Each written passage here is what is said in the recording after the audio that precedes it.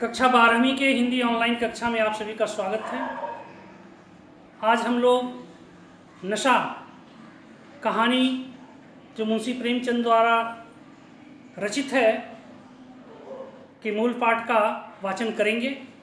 इसके पहले की वीडियो में हम लोग लेखक परिचय तथा नशा कहानी का सारांश विस्तार पूर्वक अध्ययन कर लिया है और इस पाठ में कुछ महत्वपूर्ण शब्द आए हैं जिनका शब्दार्थ इस प्रकार है। जायदाद संपत्ति, लचर कमजोर, दलील तर्क, मानुषीय मनुष्य संबंधी, जहीन मेधावी, पारखी यानी अनुभवी, खानसामों बावर्चियों या रसोइयाँ, गुस्ताखी अशिष्टता, इकराम दान या बख्शीश, डाकगाड़ी यानी एक्सप्रेस ट्रेन यानी मेल ट्रेन, बेगार बिना मजदूरी के काम करने वाला, मन में कटा जाना शर्मिंदगी महसूस करना, बोटियां कांप जाना, अत्यधिक डर जाना, साहसवार तेज सवार, लद्दू घोड़ा यानी बोझा ढोने वाला घोड़ा, मिट्टी पलीत करना, दुर्गति करना, चोचला यानी नाज नखरे, पोतड़ों का रईस दिखावटीपन, बजरे बड़ी ढकी हुई नौका, बट्टा लगना कमी होना, what an idiot you are Veer, तुम कितने निरा बेवकूफ हो। तो आइए मूल पाठ का अध्ययन करते हैं। ईश्वरी एक जमींदार का लड़का था और मैं एक गरीब क्लर्क का। तो ईश्वरी जमींदार का लड़का था और लेखक जो है एक गरीब क्लर्क का लड़का था। लेखक का नाम पाठ के अंत में वीर दर्शाया जाता है। तो ईश्वरी एक बड़े जमींदार का लड़का था और मैं एक गरीब क्लर्क का, जिसके पास मेहनत मजदूरी के सिवा और कोई जायदाद नहीं थी। यानी लेखक एक गरीब क्लर्क का लड़का था और इसके माता पिता के पास मेहनत मजदूरी के सिवा और कोई जायदाद यानी संपत्ति नहीं थी। हम दोनों में परस्पर बहसें होती रहती थी। यानी वीर और ईश्वरी में अक्सर परस्पर बहसें हो जाया करती थी। वीर जमींदारों की बुराई करता, मैं जमींदारों की बुराई करता। यानी वीर जमींदारों की बुराई करता, उन्हें हिंसक पशु और खून चूसने वाली जोंक और वृक्षों की चोटी पर फूलने वाला बंझा कहता। वह जमींदारों का पक्ष लेता, यानी ईश्वरी जमींदारों का पक्ष लेता, पर स्वभावतः उसका पहलू कुछ कमज़ोर होता था क्योंकि उसके पास जमींदारों के अनुकूल कोई दलील न थी।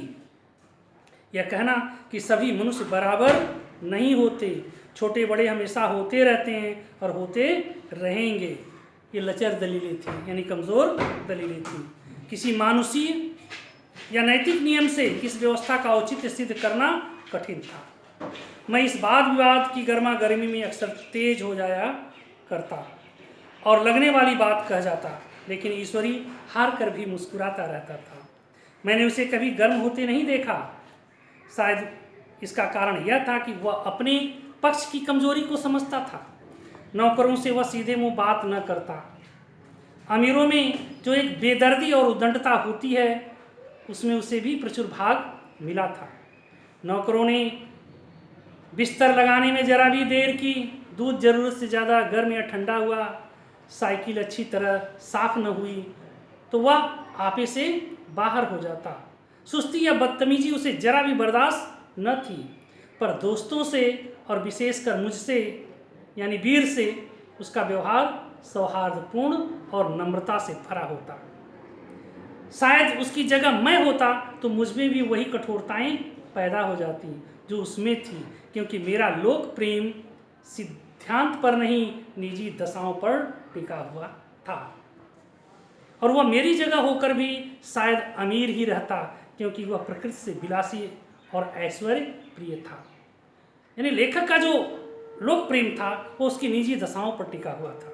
गरीब होने के कारण वह गरीबों की बात को समझता था, लेकिन जब ही यदि मौका उसे धनवान बनने का मिलेगा तो निश्चय ही वीर का यानी लेखक का स्वभाव भी अवश्य बदल जाएगा, क्योंकि इस लेखक का या वीर का जो लोक प्रेम है उसकी निजी दशाओं पर आधारित है।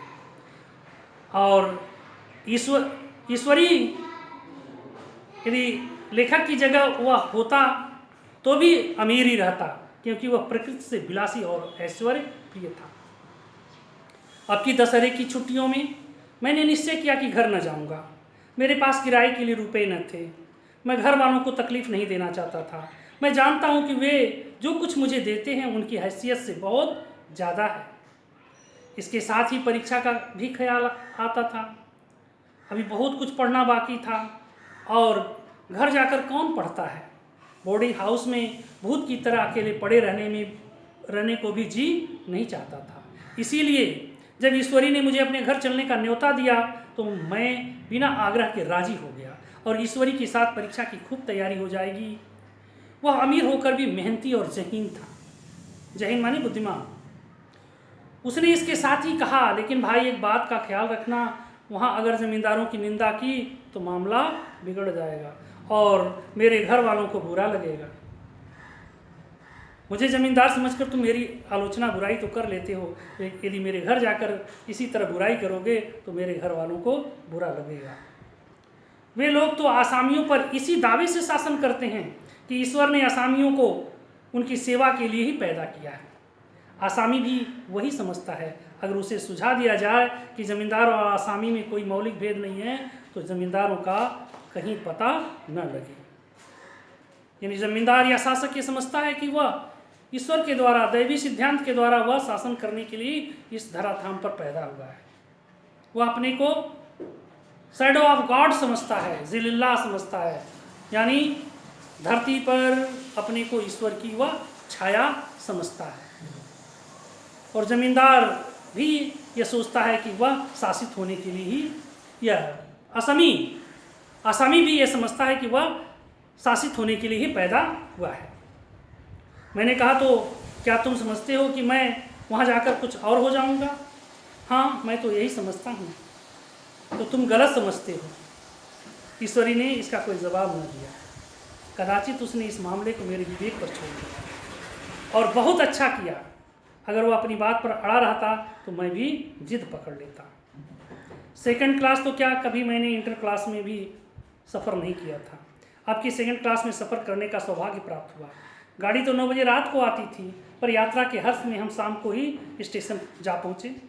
कुछ देर इधर उधर सैर करने के बाद रिफ्रेशमेंट रूम में जाकर, यानी होटल में जाकर हम लोगों ने भोजन किया।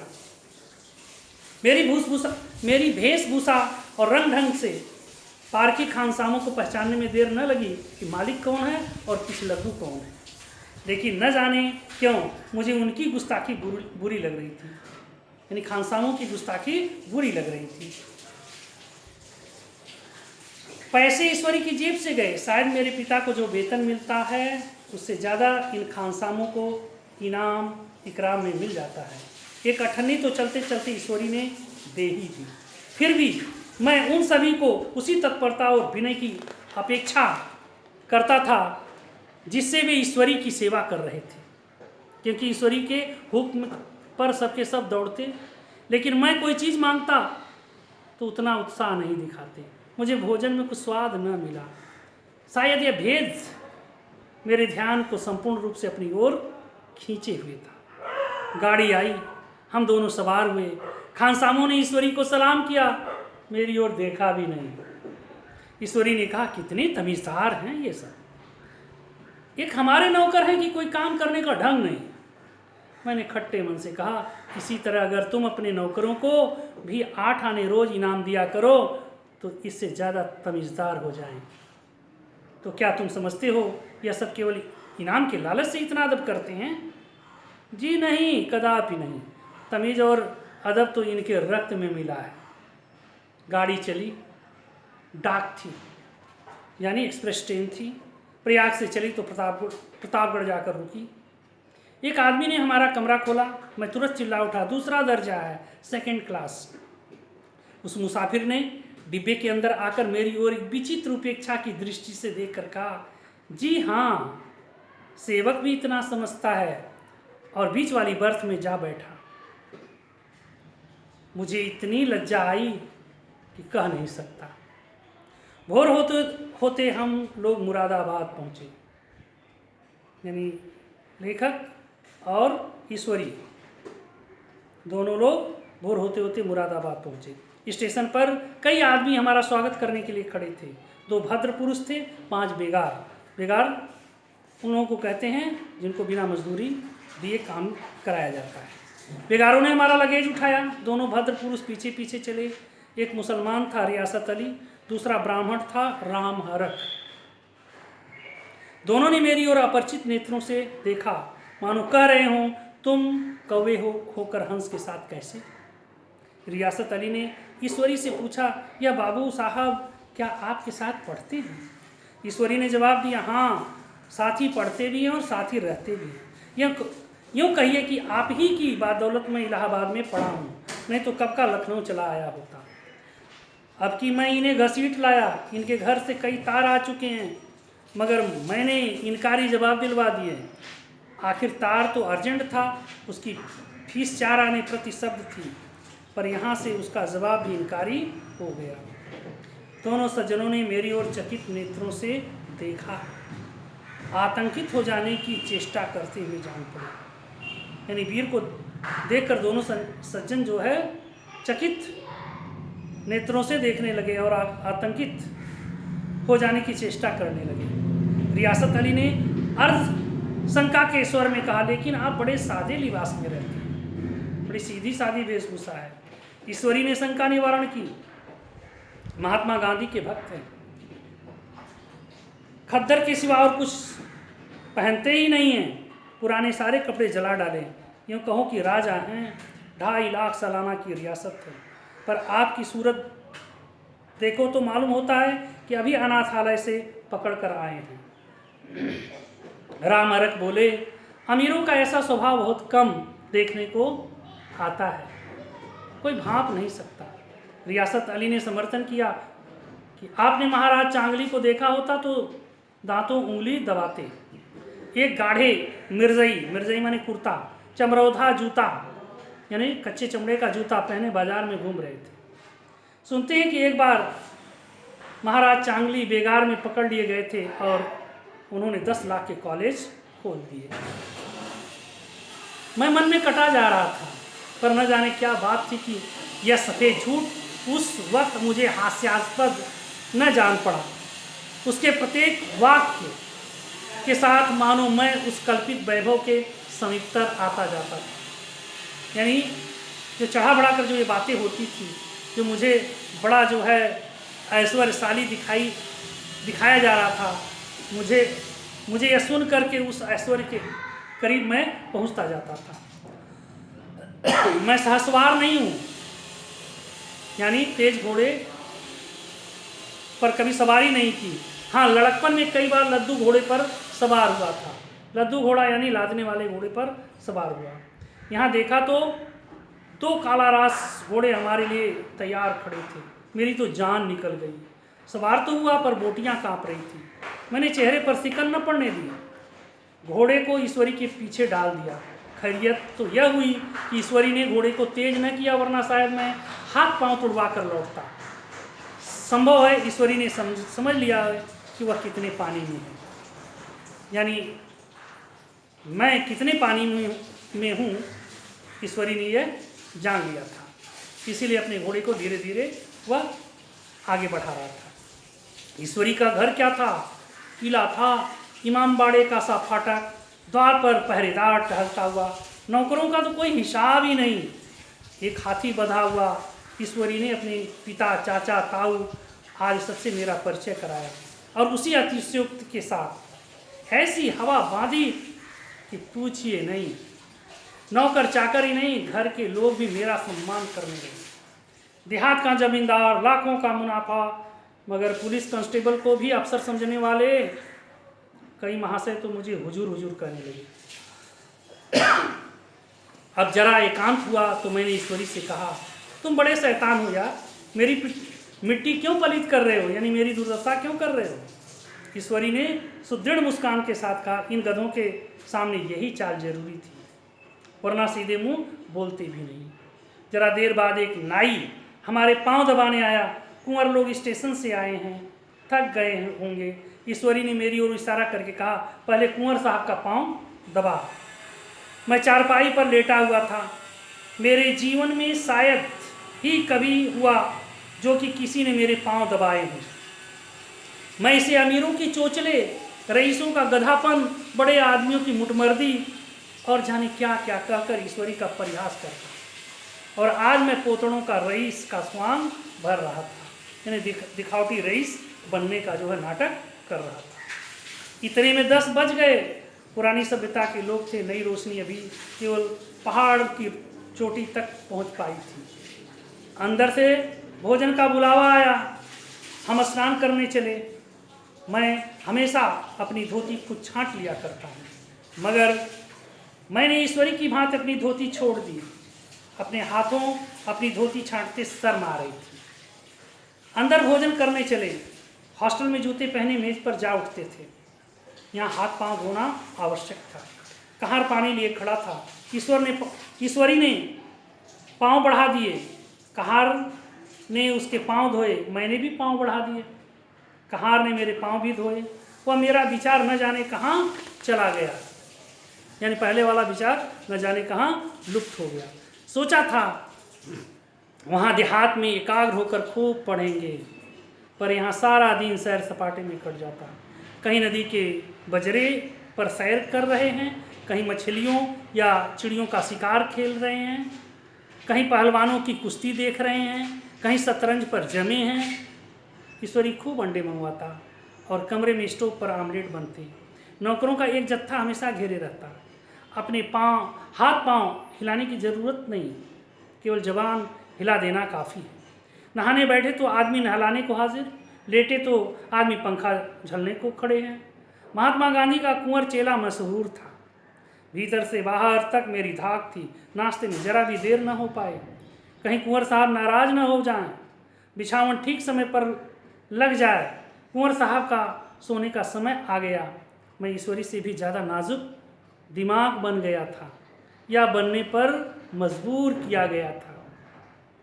ईश्वरी अपने हाथ से बिस्तर बिछा ले, लेकिन कुंवर मेहमान अपने हाथों कैसे अपना बिछावन बिछा सकते हैं।